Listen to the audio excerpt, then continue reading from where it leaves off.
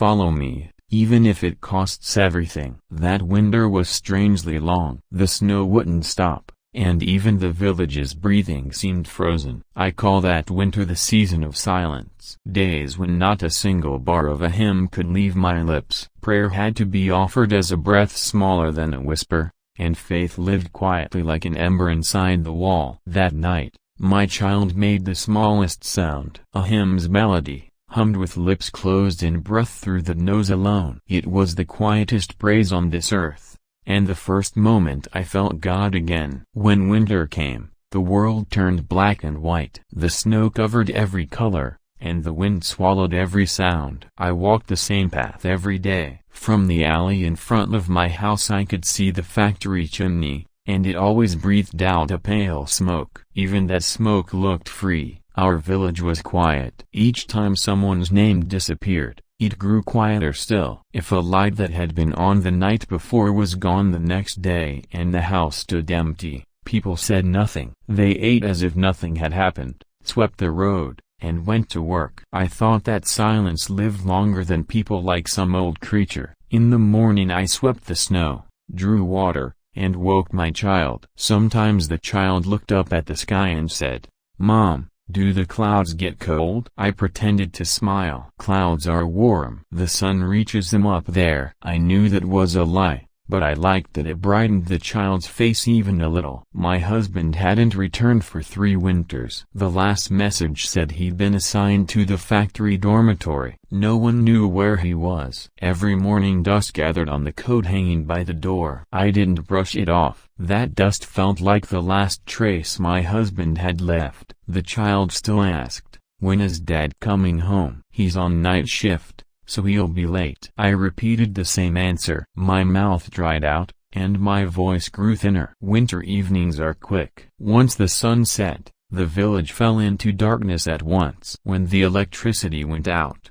people held their breath. Even lighting a single lamp had to be done cautiously. If the light showed on the window, the patrol came back around. There was no sound as frightening as footsteps at midnight. I always covered the lamp with my hand to shield the light. Even when my palm burned, I endured it. I waited until the flame died under my hand. Watching me, the child whispered, "Mom, does the fire hurt?" "No, it's all right. This is a warm fire." After I spoke, my fingertips throbbed. The mark the light left felt like my faith, unseen, yet not erased. A few days earlier, the woman next door vanished. We never heard the reason. Someone only whispered. They said a singing voice was heard at night. After that, the village grew even quieter. Laughter disappeared from the market. I couldn't stop thinking of her face, because I remembered singing hymns together at church. The song had been warm then, but now that warmth frightened me. At night, after the child slept, I leaned my back against the wall. When I thought of whoever might be beyond it, my heart raced. People said these walls had ears. Looking at my sleeping child's face, the saying felt true. Sometimes I prayed only inside, briefly. "Please, not today either, let us not be found." Before I finished the prayer, the wind rattled the window. I stopped breathing. The security officers made rounds from house to house on schedule. Their footsteps were distinct even on the snow. Each time footprints stopped in front of a door, I heard the world ending. When they knocked, my heart knocked back in imitation. One night, the sound truly came. "Open the door." The voice was low, but it was a command. I pulled the child under the quilt and hid. My hands shook, but I didn't open. There were 2 more knocks outside. Then the footsteps moved away. Only after a long while did I exhale. The child rubbed his eyes and asked, "Mom, did someone come?" "No, it was the wind." My lying voice was far too small. After that day, I didn't teach the child songs. Songs were dangerous. They warmed the heart, and warmth was visible. If you were seen, you were called in. And if you were called in, you didn't return. In this world, warmth ended up turning cold. The sky over the village was always dull. Snow, smoke, and dust were mixed together. The sun was faint, and people called that faintness faith. I felt I could understand it, yet I chose not to. Even the word faith, if brought to the lips, was dangerous. But somewhere inside, a small ember remained. It flickered when I took the child's hand, when I cooked, when I stood in the snow. Perhaps that was my faith, something unspeakable yet present, unheard yet alive. One dawn, a strange shadow crossed the alley. A gleam slipped through the window crack, and footsteps drew near. I held my breath and pulled the child into my arms. I leaned on the wall and listened. The footsteps stopped at our door. Then there was no sound at all. In that short stillness, it felt as if the world paused. I closed my eyes and spoke again in my heart.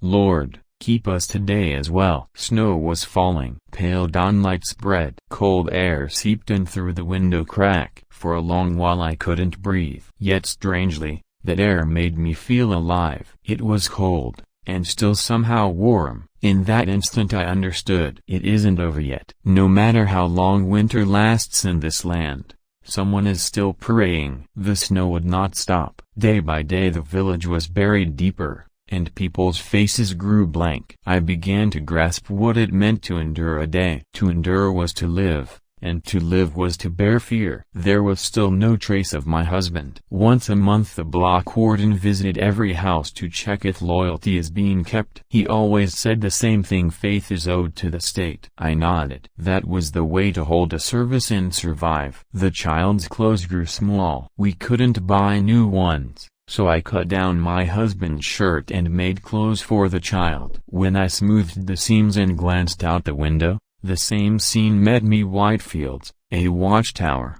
and a red flag. The flag always moved faster than the wind. That day too I heard the patrol's steps. Reflexively I put out the lamp. Without the light, the air felt colder. The wind slipped through the window crack and seemed to pass into my heart. The footsteps paused at our door, then went to the neighbors. I let out a breath. But after that, I heard footsteps every night, whether they came or not. People feared footprints in the snow, because footprints remained, and did not vanish. If someone's prints were stamped at your door, it was a question. And questions always ended in someone's absence. A few days later, a strange rumor spread in the market. People near the northern border were disappearing. They say if you cross the river, there's freedom. No one said it loud, and everyone pretended only to overhear. When I heard it, my heart beat strangely. I could not bring the word freedom to my lips, but inside me it kept resounding. When I came home, the child was waiting at the door. Mom, the wind blew so scary again today. It's all right. Wind passes quickly. But the teacher said at school if you sing, you become a bad person. The child tilted his head. I lost words for a moment. Just it's better to stay quiet for now. The child sealed his lips. That quiet hurt me. At night I put on my husband's coat. In its lining there was a note he had left. The ink can run,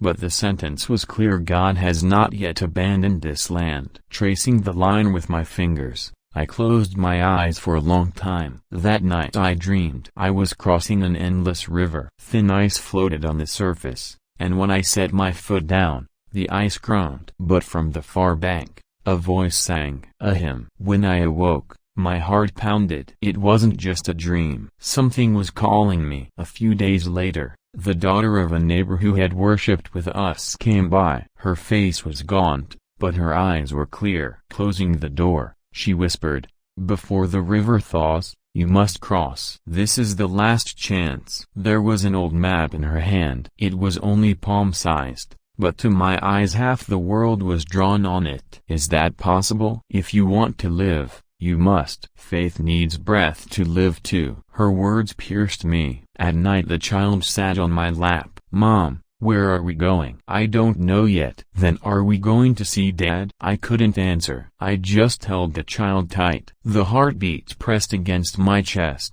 and its rhythm felt like an old hymn. Snow fell again outside. The wind grew strong, and with each slide from the roof the snow burst with a small thud. I put out the lamp. In the dark I folded my hands. Prayer was no longer fear, it was a choice. Lord, wherever this road leads, guide me. By the next dawn the sky was overcast, and somewhere far off a whistle blew. The wind from the river felt strangely warm. I packed the child's clothes and steeled my heart. If leaving was a sin, staying felt like a greater one. "Mom, I hope we can smile today," the child spoke. I smiled quietly, and the smile turned to tears. "Yes, let's smile today." I took the Bible from the space inside the wall and held it to my chest. The cover was worn and the letters faint, but the paper still smelled of ink. That scent was the fragrance of old faith. I clutched it tight. The snow outside slackened a little. Far away, a dog barked. It sounded less like the patrol and more like a sign of dawn. I drew a deep breath. The air entered my lungs like ice and left them slowly, warm. Now resolve was ahead of fear. Something inside me spoke softly. "We must cross this winter. Only then will spring come." Night was long,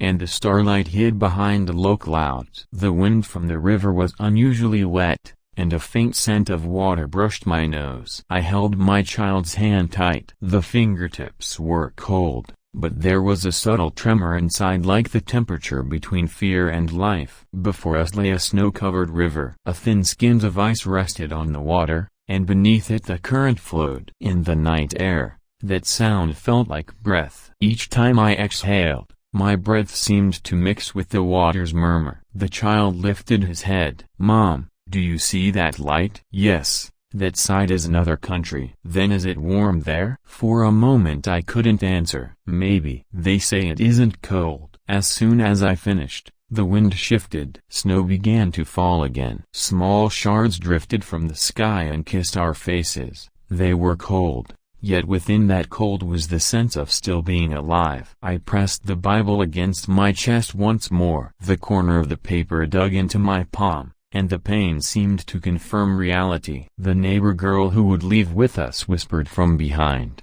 "Now." The patrol moved south. Her voice didn't shake. It was the voice of someone who had already lost too much. I nodded. The snow underfoot made a faint scritch. Even that sounded loud, so we gripped each other's hands tighter. One step, then another. The ice groaned like a sigh. I could see the darkness moving under the water. The child clutched my hem. "Mom, I'm scared." "It's all right. God is with us." I said it to the child and also to myself. I learned then that sometimes faith is made by speaking it to someone else. The snow fell thicker. The line between sky and river vanished. The girl led, and I pushed the child from behind. Snow atop the ice swallowed our footprints. To leave no prints was to be non-existent. For us, that was a relief. Halfway across, the ice cracked with a sharp tick. The sound spread like lightning. We all froze. Even breath wouldn't move. Time itself seemed to stop.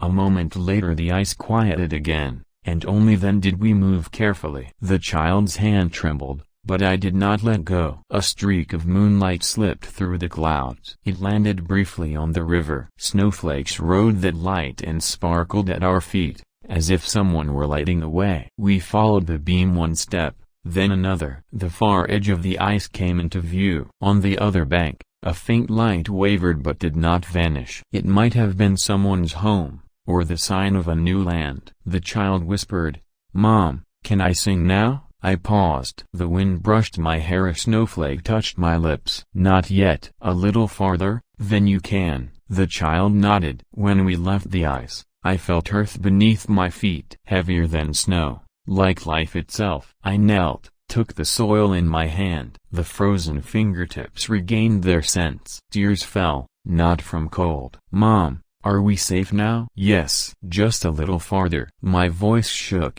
but my heart was firm. Then came dogs barking behind us. Far off, voices too. The girl turned, her face gone white. They saw us. At once we ran again. Snow exploded underfoot. Breath caught in my throat. The river wind struck our backs. Holding the child, I ran for the hill. The girl cried out behind us, "Keep going.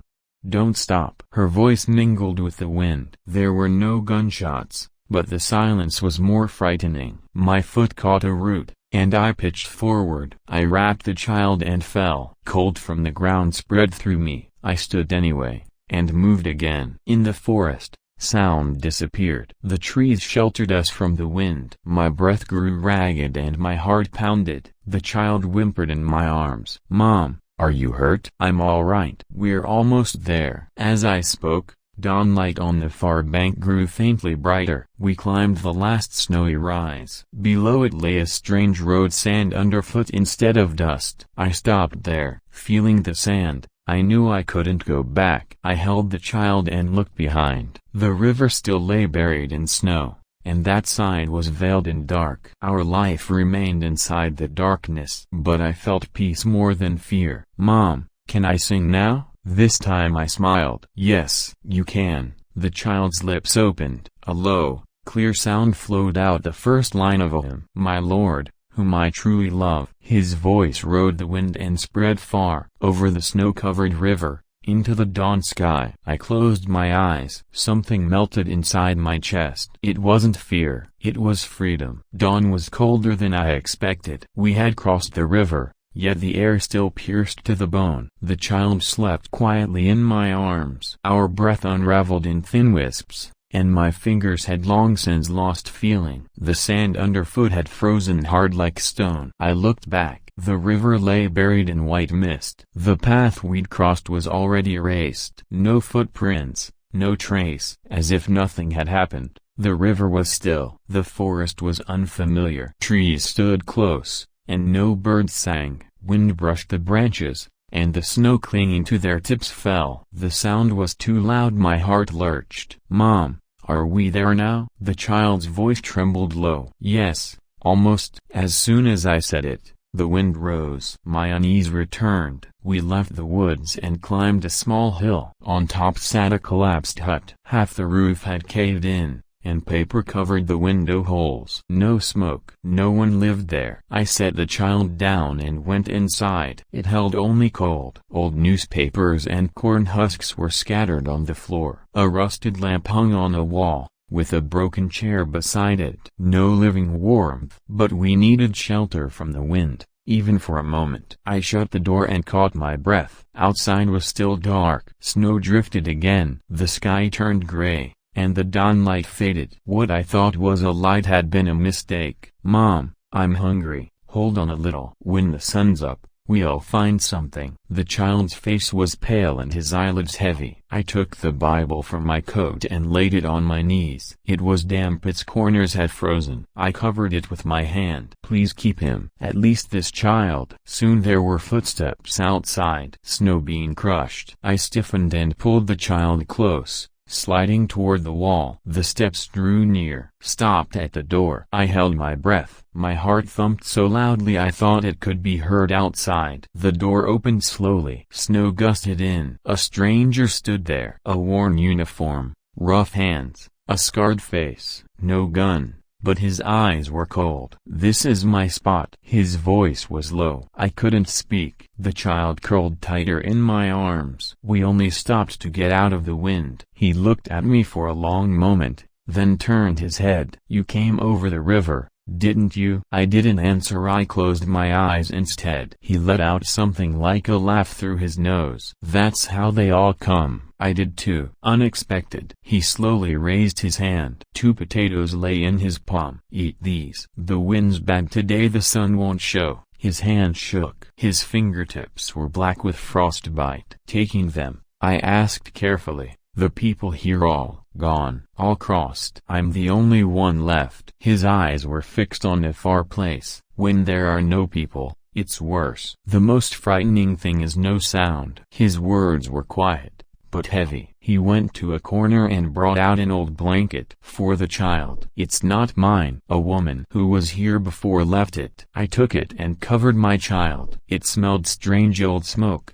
dirt, and someone's body heat mingled together. "Thank you." He nodded. "Don't thank me. It isn't over here yet." The phrase snagged in my chest. "What do you mean, not over?" "The patrol reaches this far. In 2 days they'll sweep back north. Once they see the prints, they'll know you crossed." My breath caught. I gripped the child's hand tighter. "Then what should we do?" "Move again before dawn. You have to get beyond the borderline before sunrise to live." His words were sharp like a knife, but they weren't lies. After a pause, he lit the lamp. A small flame flickered. "This won't last long. One draft and it dies." The light washed over his face. Between deep wrinkles, a wound glowed red like blood. He looked away and said, "I once had a child too. I lost him crossing." His voice shook. Silently I looked at him. He lowered his head. "So you must cross again, before the sun." The words pierced me. We thought we'd finished crossing,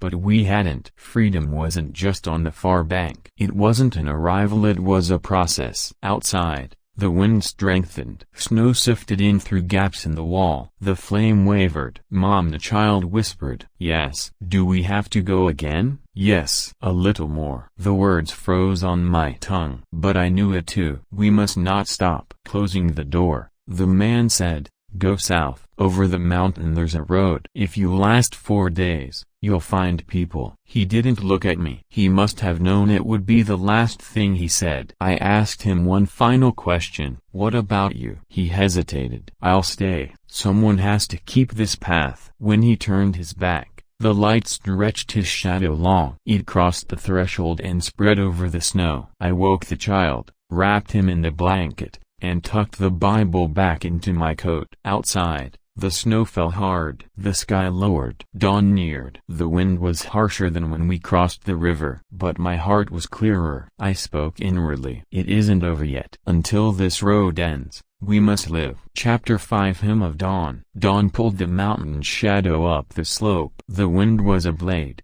but its edge was blunting. We turned south along the ridge the man had pointed out. Snow rose to our ankles, and with each step the cold seeped into our clothes. The child clung to my back, wrapped in the blanket. My fingers were numb, yet the small warmth of those hands slowly warmed my spine. The trees stood in rows. Their thin, leafless branches jabbed at the sky, each tip bearing a white bead of frost. The snow underfoot hummed low, mingling with our breathing to make a small beat. I matched my steps to that beat. 2 steps of silence, one of prayer. With that rhythm, the path slipped less. Just before sunrise, the sky was darkest. As the forest's shadow pressed in, the child's breath grew shallow. I sat him down on the snow and rubbed his cheeks with my palms. "Just a little more." He nodded. "Mom, we're on the right road, aren't we?" "Yes." "Over the mountain there will be a way." Our short question and answer shattered like clear ice and vanished quickly. The vanishing made my heart lighter. At the end of the ridge the wind lost force. The trees stood like shields,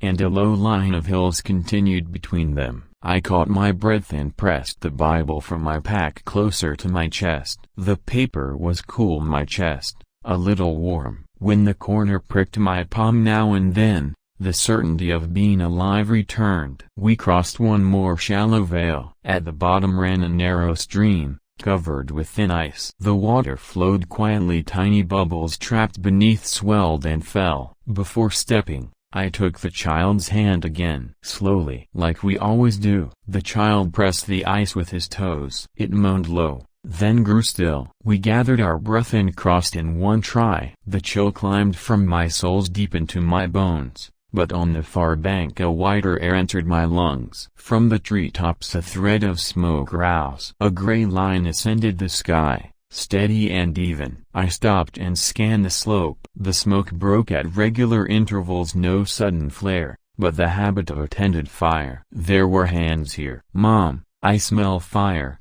the child said softly. "Yes, fire smells like people." As the words left my lips, the air felt slightly warmed. Rounding the slope into a small hollow, we found a low chimney out of the wind. It reached only to my waist, and the ground below sank into a dugout. Closer, I saw a half-buried shelter of earth and stones, with a thick cloth for a door. I set the child down and lifted the cloth carefully. Inside it was less dark than outside. A live coal glowed in a bowl. Beside it were an old pot, a kettle, and neatly stacked corn stalks. On a wooden crate lay 2 dented tin cups. A faint human scent remained. This was a place where warmth had lingered. "Someone lived here," I said. The child's eyes brightened. "And now?" "Now we'll stay a moment." I nursed the coal. I set the dry stalks on it and blew slowly with gathered breath. The flame rose shallow, then stretched long. I put some snow in the kettle and covered it with my hands. When steam rose,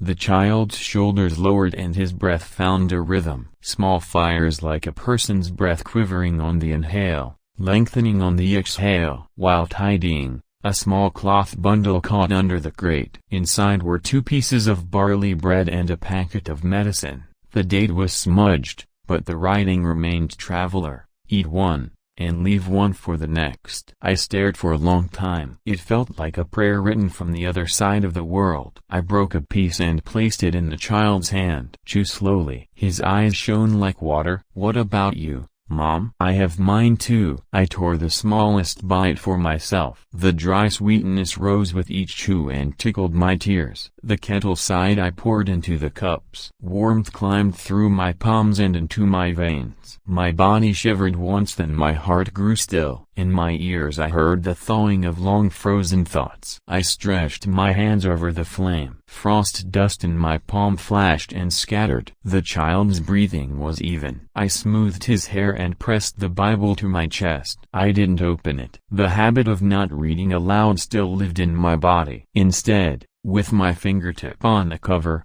I traced a sentence in my heart: "Do not fear, for I am with you." The words were warm like flesh. Perhaps I dozed. The cloth door lifted in the wind, and a thin blade of light spilled in. Dawn was beginning. The boundary from dark to light arrived without a sound. The fire dimmed, new light rose. I stood and stepped outside. The snow's grain changed. Mist rose from mid-slope. Far ridges took on a pale gold. The wind smelled different, the scent that divides yesterday from today. I called to the child, "Come see." He rubbed his eyes and came out. His toes sank and showed again. "Mom, the sky looks soft." "Yes, dawn is always soft." We stood side by side before the shelter and matched our breathing. Our breath turned white and disappeared. Disappearance no longer frightened me. The man had said there would be people at the end of this road. 4 days and people. The words were short, but many faces passed between them. The ones who had gone by, the ones who crossed first, the ones who turned back. Their footprints must be layered somewhere under the snow. I took my child's hand. It was still cold, but the pulse inside was strong. He looked up at me. "Mom, can we sing now?" I nodded. "Yes." Very softly. At first no sound came. My tongue was stiff, lips long closed, felt strange. I drew one breath and released a low, short note. The child's voice attached itself. 2 lines, 3 sentences linked slowly. The air over the hill swayed in the shape of our song. "My Lord, whom I truly love." The sound was small and the wind still cold, but the smallness straightened our backs. I lifted my voice a little, careful not to bruise the forest or scratch the air. Dawnlight flowed between the syllables. When the hymn ended, the sky was fully bright. The mountains shifted from gray to blue, then blue took a golden edge. I hugged the child. His cheek was warm. Snow still fell, but between its threads a road appeared. The road was long, and we were small. But small was no longer a synonym for weak. We went back and banked the fire. I wrapped the last piece of barley bread and placed it in the grate. "For the next traveler." My hands moved with the words. I rinsed the cups and left them upside down to dry, to leave no mark of our passing, and still leave the warmth that someone lived. This would be enough. Before we set out, I laid the Bible on my knees and closed my eyes. I made no sound, but my heart spoke clearly. I will not forget. I will not go back. I will not stop. The sentences became a road, and the road moved to the soles of my feet. We walked again. Sunlight spread over the snow, and footprints lined up neatly behind us. The wind pushed from behind, and the trees opened the way ahead. The road was no longer a flight. It was going forward. The child's laugh slipped out. I caught it and laughed too. "Mom, should we keep the song as soft as before?" "Yes, but keep the heart loud." His eyes narrowed into smiles,